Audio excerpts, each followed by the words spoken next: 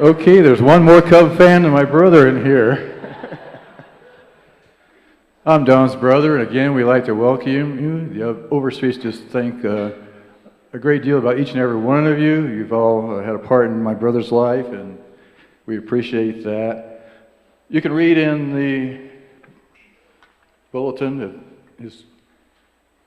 some of his life stories, but I just want to share some of our stories growing up. And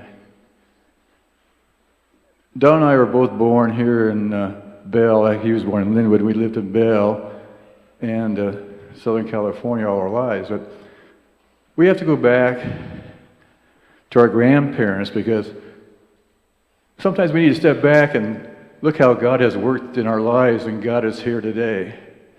Every one of you can stop and think why you're here today. You could have been somewhere else, but somewhere along the line, God has intervened.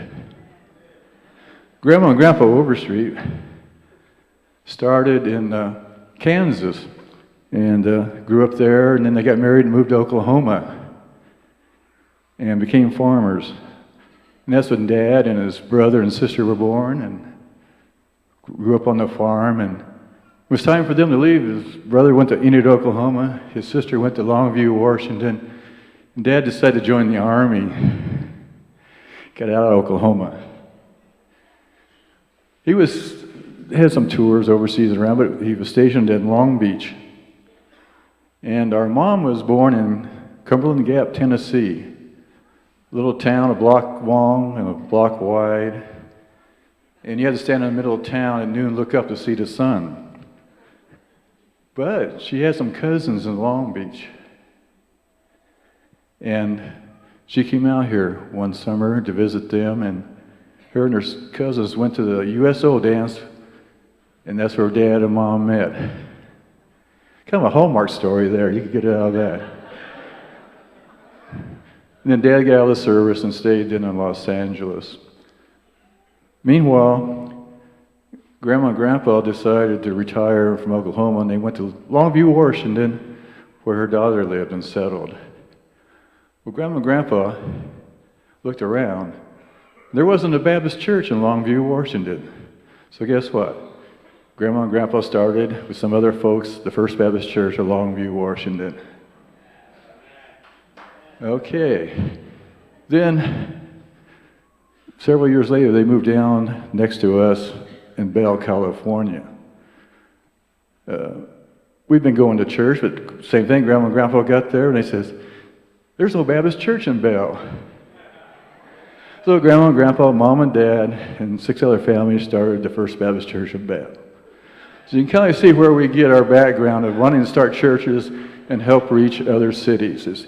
It was in our DNA, I guess you could say. Don and I grew up in church. We lived in Bell all our lives. Our parents lived there until they went on to be with heaven. We've been in all the programs, summer camps, RAs, and everything you can think of. It was there at about 7 when Don decided to accept Christ one night, and he was laying in bed. We shared a room. We only had a 2-bedroom house. It looked big then, but now we go back there and it's awful tiny after you grow up and look back. But it was several days or weeks later where we finally made it public. And then another time later in his life as a teenager at camp, he decided to accept full-time ministry. He wanted to go into full-time ministry. And that started him off to college. You see there, he went to CBC, Golden Gate. And then he's been pastor of several churches. And then also, he felt called to be a foreign missionary. There was a lady in St. Vincent. One lady, she wrote to Southern Baptists, there was no Baptist church in St. Vincent. So guess what an Overstreet would do? He would go down and start his church. He got there, and this one lady started a Bible study in her home. It's just what you guys are doing now, isn't it? Starting a Bible study in your home. No different, still works today as it did then. And a couple years after he'd been down there, my family said, well, I haven't seen my brother for a couple of years, so we're going to go down to St. Vincent and have a vacation and see them. We get down there, and now they've got a little church building. Well, it's a house, converted. 1 living room, 1 bedroom, bathroom, a little kitchen.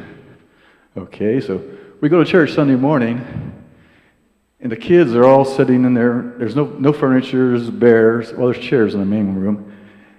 And their kids are just all lined up so attentive and so orderly and listen to this thing. And I said, where are the adults meeting? He says, oh, they go out back. Well, went out back and there's an old chicken coop. And that's been cleaned out and put some benches in there. And that was the adult Bible study. Things were slim pickings back there. But the church continued to grow as he ministered there. And today, that Kingston Baptist Church has started 6 or 7 other churches in that city. And we went there for the 25th anniversary of that church. The church was packed, and they were outside looking through every window and door as what has transpired.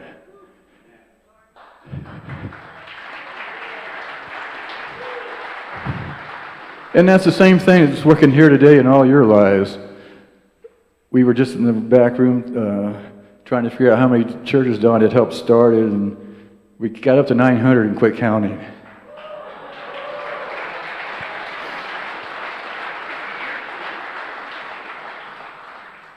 want to tell a story. Don did things differently. Gee, you know that, huh? When we were little kids growing up,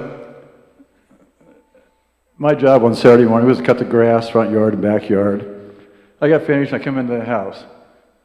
Now, Don invented multitasking before multitasking was even existed. I come in the house and the TV's on and the ball game's going. Probably a Cub game, I don't remember now. And I walk over to the couch, and he's laying on the couch watching the game. Guess what? A book in his hand. Back then, we had transistor radios. And the earphones in his ear listening to another ball game. So he had at least 3 things going, and he may have more. So he invented multitasking that's 7 or 8 years old or 10 years old. When Don got to the field there to help build the church out, St. Vincent has one main city, and outside the city was villages. That was only 5 or 10 miles long and 4 or 5 miles wide. But he would go out to the village because the homes there didn't have running water to their houses. There was one spigot in town, and that's where they would come and get this water. So he would go fill up this water and take it to the houses, knock on the door. Hey, somebody's bringing you water. You're gonna let them in, aren't you? So he would talk to them, and one of the families there had 3 or 4 kids, 3 boys and one girl. And finally, he kept inviting them to church, and finally the mother says, well, here's this white guy coming bringing me water every week. Must be okay. So he let the kids come to church. And they continue to grow. But then one day, they just quit coming.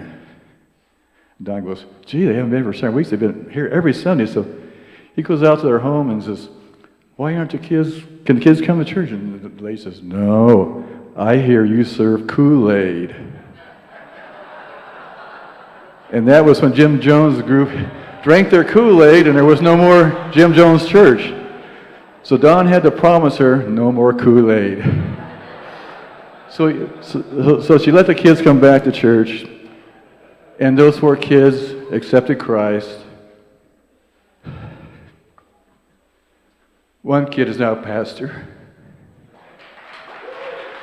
of that church in St. Vincent. His brother leads the worship team.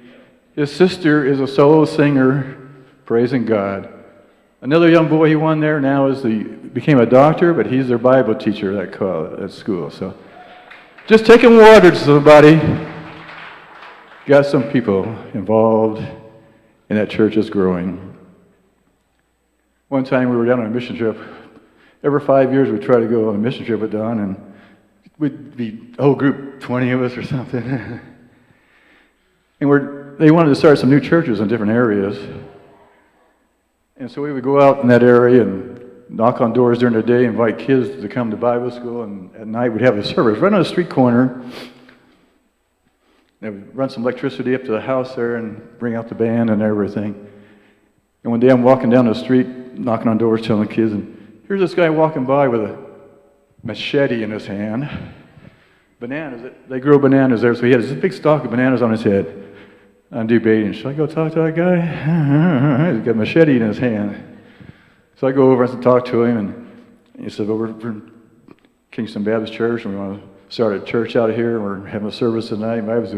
He goes, oh, yeah, I used to go to that church. I go, yeah? Well, why don't you come tonight? He says, I was saved there. And I said, oh, yeah? He says, yeah, Don Overstreet saved me. I said, well, I'm his brother. So he invited me to go to his house because his wife was sick, and we got to go in and talk and pray over her. Another thing Don did while he was in St. Vincent was start a prison ministry.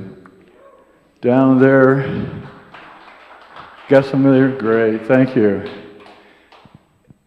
And he would drive by there, and he finally stopped and talked to them. And he said, well, okay, we'll give it a try. So at 8 o'clock in the morning, they would get all the mates out in the courtyard, and they would stand there, and they'd be able to talk. Don would talk to them, and they found that it was a calming thing, and they've established it now, and that's been going on for over 30 years. That different churches now come in every morning at 8 o'clock. They sing some songs, give testimonies, or teach whatever the church feels led. And we come back there 30 years later, and the women in our group would go to the women's prison, we'd go to the men's prison. We walk up to the guards, and they see Don coming. Oh, hey, Don, come on in. He still recognized over there. But, that was a great work there, but he's done great work here too. We appreciate all of you and the impact you had on his life.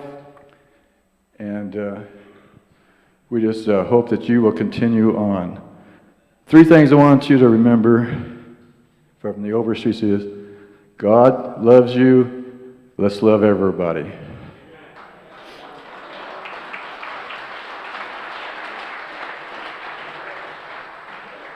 2, God has blessed us. Let's bless everybody.